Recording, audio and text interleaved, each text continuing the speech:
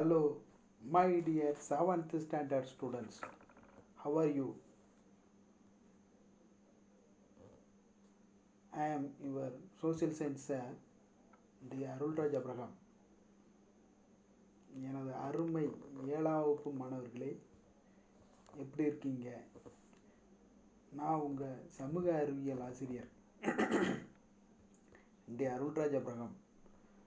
I would like to ask few questions from what you learned in the last class. நீங்கள் சென்ற வகுப்பில் படித்த பாடத்திலிருந்து சில கேள்விகளை கேட்க விரும்புகிறேன். First, who is the most revered king of Tulu dynasty? துளுவ வம்ச அரசர்களின் மிகவும் போற்றத்தக்க அரசர் யார்? Answer, he is Krishnadevaraya. அது கிருஷ்ணதேவராயர் என்று அழைக்கக்கூடியவர்.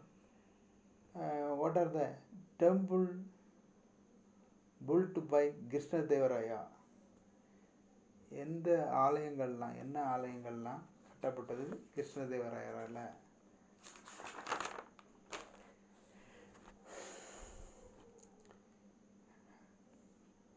ஹம்பியில் உள்ள கிருஷ்ண கோவில், ஹசாரா ராமசாமி கோவில், விட்டலாச்சார் சாமி கோவில் போன்றவை உண்டு.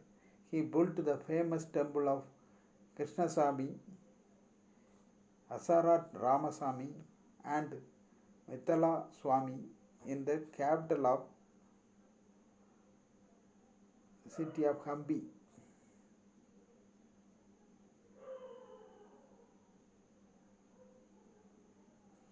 Dear students, in the last class we will look at the industries of the Vijayanagar Empire. விஜயநகரில் காணப்பட்ட தொழில்கள் பற்றி சென்ற வகுப்பில் நம்ம பார்த்தோம்.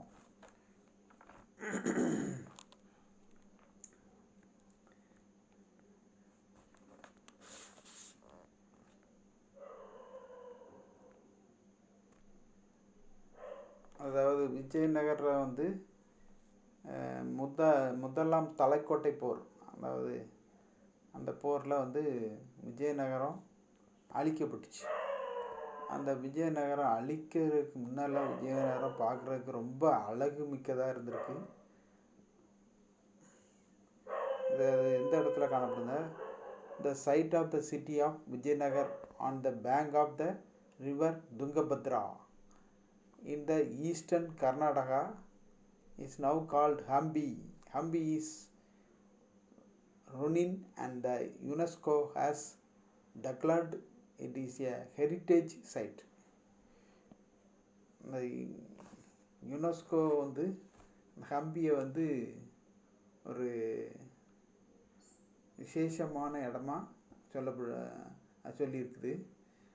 அந்த ஹம்பியில் அழிக்கப்பட்ட அந்த நகரம் விஜயநகரம் மிகவும் அழகு வாய்ந்த நகரமாக இருந்திருக்குன்னு சொல்லியிருக்கிறாங்க.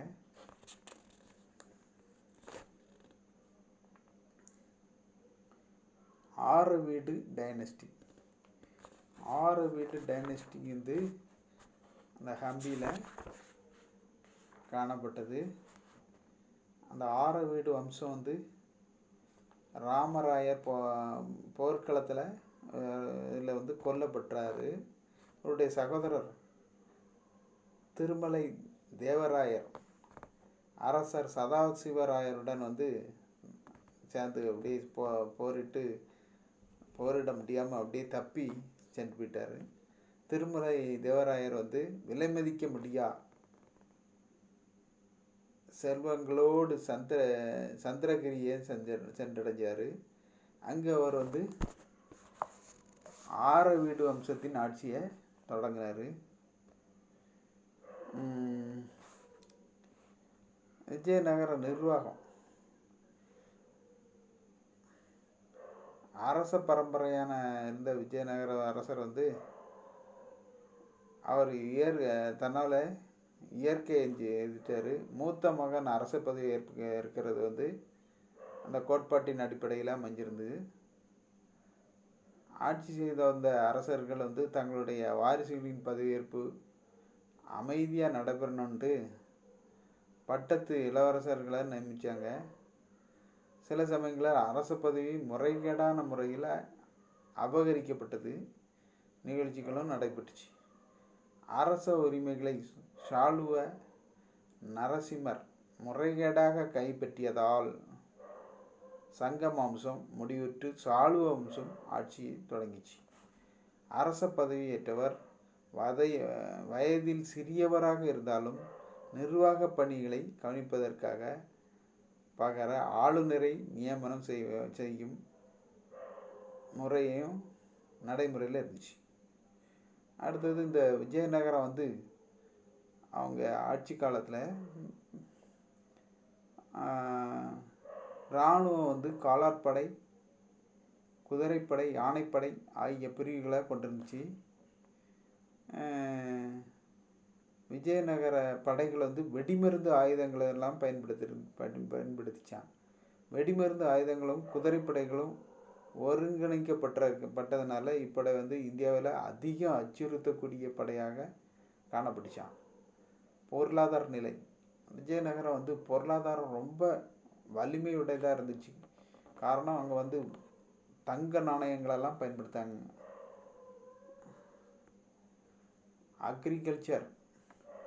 அக்ரிகல்ச்சர்னால் ரொம்ப சிறந்து விளங்கியிருக்காங்க. எந்த நாடு வந்து தங்கத்தை அதிகமாக பயன்படுத்துனாங்களோ அவங்க வந்து அப்போது அந்த தங்கங்கிற மெட்டலை வந்து பூமியிலேருந்து எளிதில் பிரித்து எடுக்கக்கூடிய சக்தி உடையவங்களாக இருந்திருக்கிறாங்க. தங்கம் விலை மதிக்க முடியாத உலோகமாக இருந்ததுனால அப்பவுமே இருந்து யார்கிட்ட வந்து அதிக தங்கம் இருக்குதோ அவங்க வந்து மிகவும் மதிக்கப்பட்டாங்க. அதனால் விஜயநகர அரசு வந்து தங்கத்தை நாணயமாக செஞ்சு தங்க நாணயங்களை வெளியிட்டாங்க. அதனால் அந்த காலத்தில் காணப்பட்ட அரசர் தங்க நாணயத்தில் அரசருடைய படங்கள், அப்போ உள்ள கலாச்சாரங்கள் படங்களை வந்து இந்த தங்க நாணயத்தில் பொறிச்சிருந்தாங்க.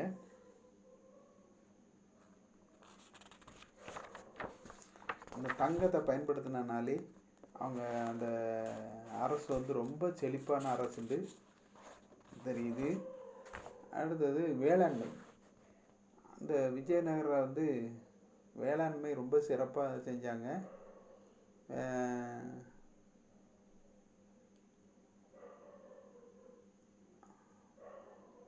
நிலச்சுவான்கள் வந்து கோயில்களையும் நீர்ப்பாசனங்களையும் முதலீடு செஞ்சாங்க. போர்த்துகீசியர்கள் வந்து கட்டுமான கலைஞர்கள் வந்து உதவியுடன் மிகப்பெரிய ஏரி கட்டப்பட்டதாக பாரசீக பயணியான அப்துல் ஷா குறிப்பிட்டிருக்காரு. Abdul Razzaq that makes a reference to separate guild for each group of tradesmen and craftsmen. Trade வாணிபம், அதாவது உள்நாட்டு கடற்கரையோட கடல் கடந்து வாணிகம் வந்து செழித்தோங்கி இருந்துச்சு. During the Vijayanagar empire inland hostel and overseas trade flourished in goods such as silk from China, fish from the Malabar region and precious stones from Burma, Myanmar. Vijayanagar traded with Persia, South Africa, Portugal, Arabia, China, Southeast Asia and Sri Lanka. Contribution to literature. Under the patronage of Vijayanagar rulers, religious as well as secular books were written in different languages such as Sanskrit, Telugu, Kannada and Tamil. Krishnadevaraya wrote Amukta Malyada and epic in Telugu, and also a Sanskrit drama, Jambavati Kalyanam, Tenali.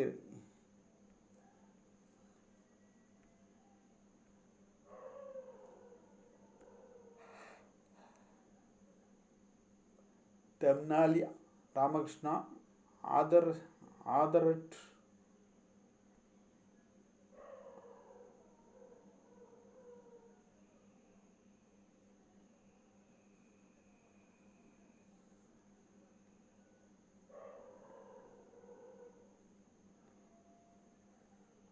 Banduranga Mahatyam,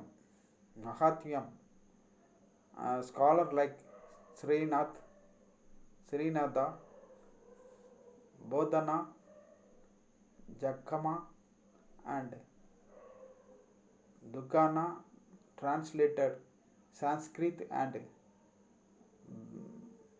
Prakrit work in Telugu.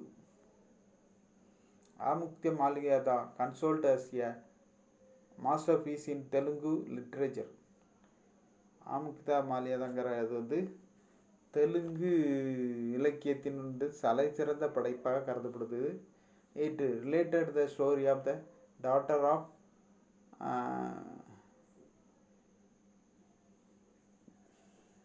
Perishwar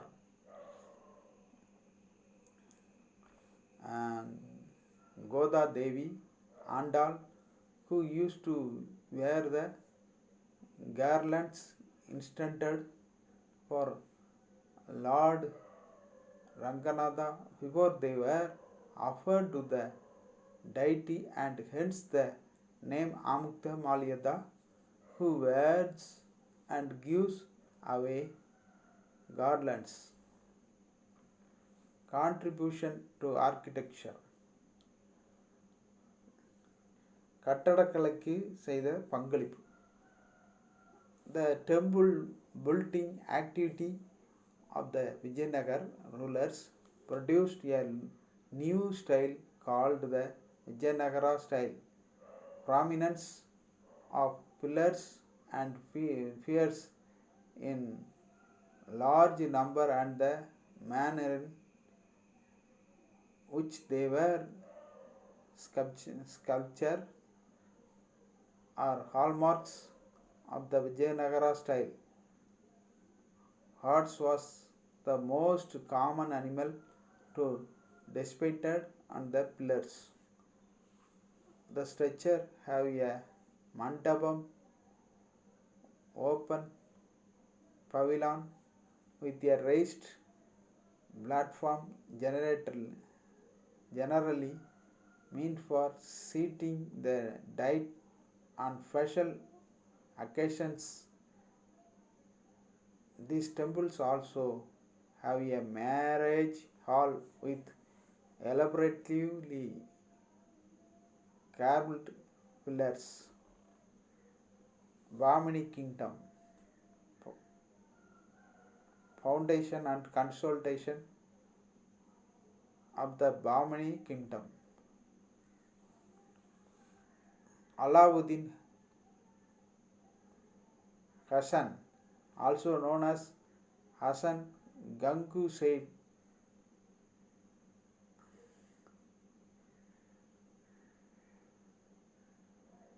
Dawlatabad, and declared himself Sultan under the title of Bahman Shah in 1347.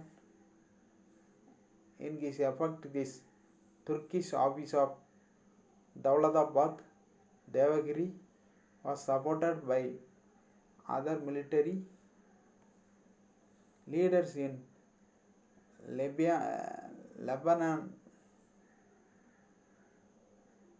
rebellion against the Sultan of Delhi.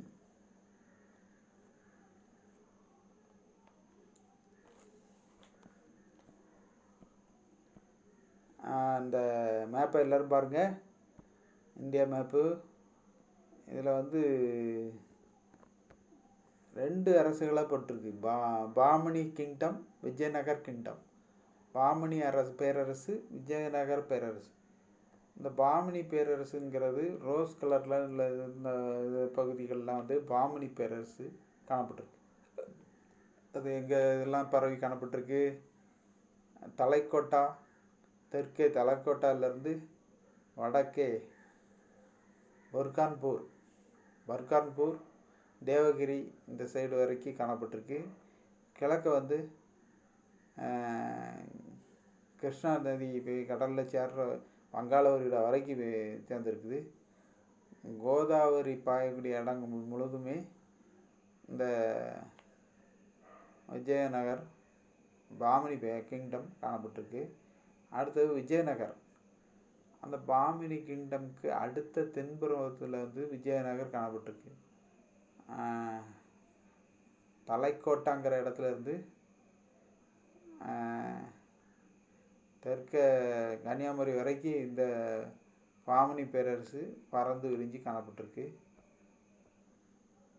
பாமினியா Vijayanagara பேரரசு. விஜயநகர பேரரசு வந்து பெனுகொண்டா, திருப்பதி, ஹம்பி, சிருங்கேரி, ஹாலிபிட், காஞ்சி, ஸ்ரீரங்கம், தஞ்சாவூர், மதுரை இந்த பகுதியிலலாம் பரவி காணப்பட்டிருக்கு.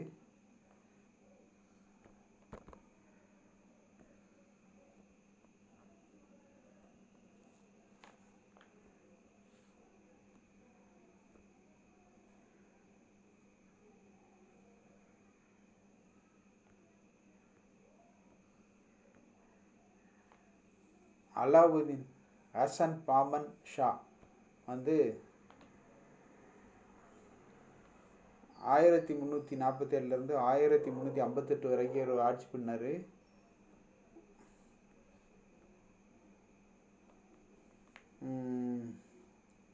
இவர் வந்து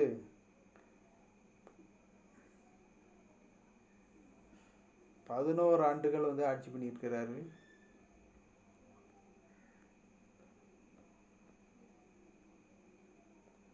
ஆயிரத்தி 1358 1378 வரைக்கும் ஆட்சி பண்ணியிருக்காரு.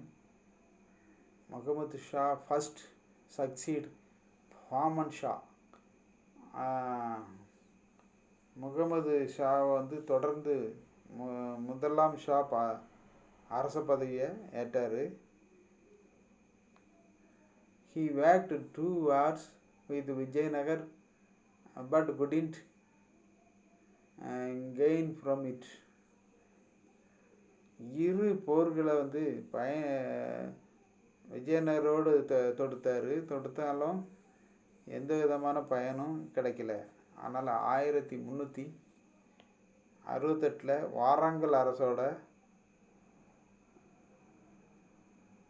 போரிட்டதன் மூலமாக கோல்கொண்டா கோட்டையும் பச்சை கலந்த நீல வண்ண கற்கள் செய்யப்பட்ட சிம்மாசனம் உட்பட பல்வேறு செல்வங்களை இழப்பீடா பெற்றிருக்காரு. பின்னர் இந்த சிம்மாசனமே பாமினி சுல்தான்களின் அரியணையும் ஆயிற்று.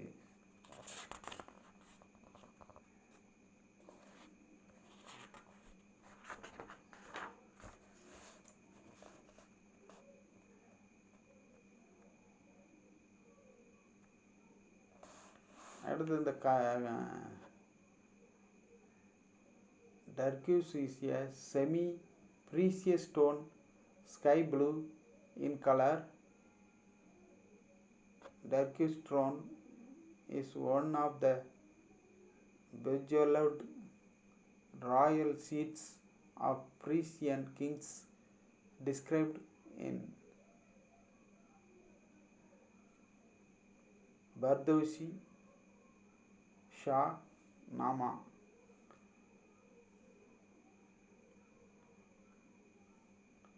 பச்சை கலந்த நீல வண்ண கல்லாலான விலையுயர்ந்த அணிகலங்களால் பயன்படுத்தப்படும் கல்லாக இது காணப்பட்டிருக்கு.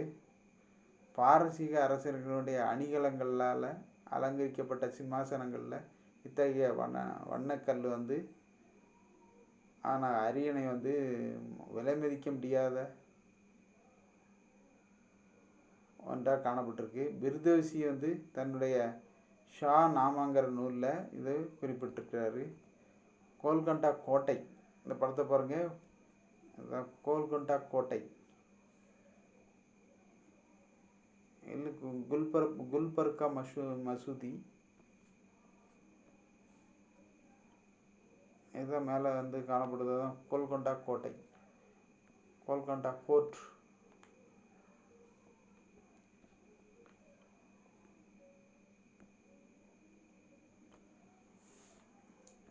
The Golconda Fort is located about 11 kilometers from Hyderabad on a hill, 120-meter height.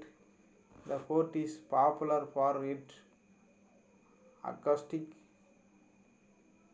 architecture.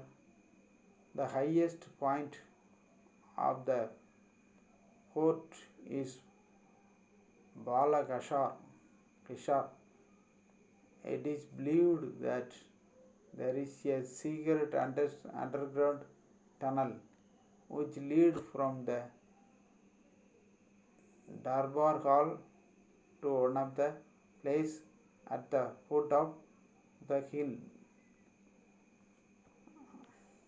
அதாவது கோல்கண்டா கோட்டையானது ஹைதராபாத்திலேருந்து 11 கிலோமீட்டர் தொலைவில் ஒரு குன்றில் 120 மீட்டர் உயரத்தில் அமைஞ்சிருக்கு. ஒலி தொடர்பான கட்டடக்கலை அம்சங்களும் இந்த கோட்டைகளில் இடம்பெற்றிருக்கு. இந்த கோட்டையில் மிக உயரமான பாலகிஷார்ங்கிற ஒரு தர்பார் மண்டபத்திலிருந்து குன்றின் கீழே வந்து அமைஞ்சுள்ள அரண்மனைக்கு சுரங்கப்பாதை இருப்பதாக சொல்லப்படுது.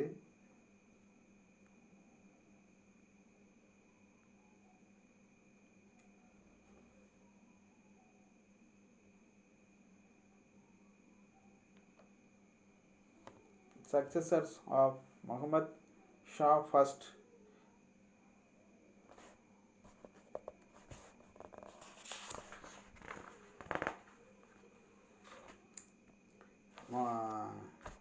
Mujahid, the son of Muhammad Shah, ascended the throne.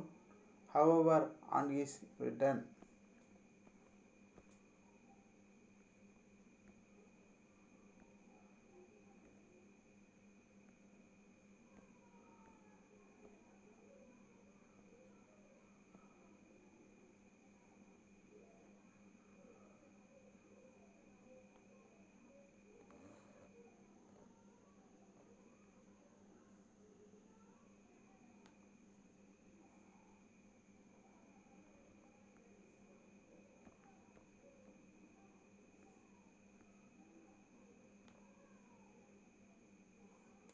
Next இந்த பிக்சரை பாருங்கள்.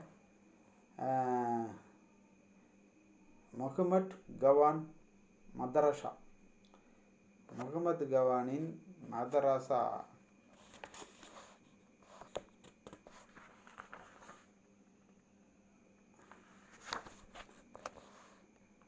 அந்த நேரத்தில் இப்போ கல்விக்கு முதலிடம் கொடுத்துருக்காங்க. இந்த மாணவர்கள் பாடம் படிக்கின்ற இந்த மதரசாங்கள்லாம் அமைக்கப்பட்டுச்சு.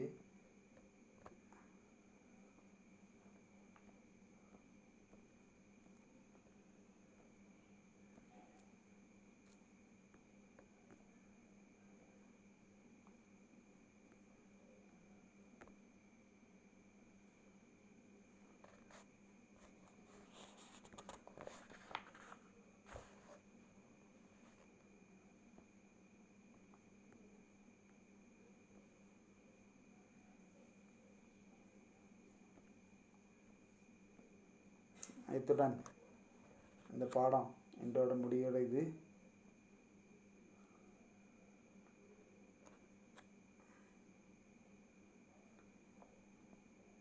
இந்த பாடத்துலேருந்து சின்ன சின்ன கொஸ்டினாக நீங்கள் கண்டுபிடிச்சி கேள்வியும் எழுதி பதிலையும் எழுதி உங்கள் நோட்டில் எழுதி வச்சுருக்கணும். அதை ஃபோட்டோ எடுத்து நீங்கள் வாட்ஸ்அப்பில் அனுப்பிவிடுங்க. தட்ஸ் ஆல் மாணவர்களே. அடுத்த வகுப்பில் சந்திப்போம்.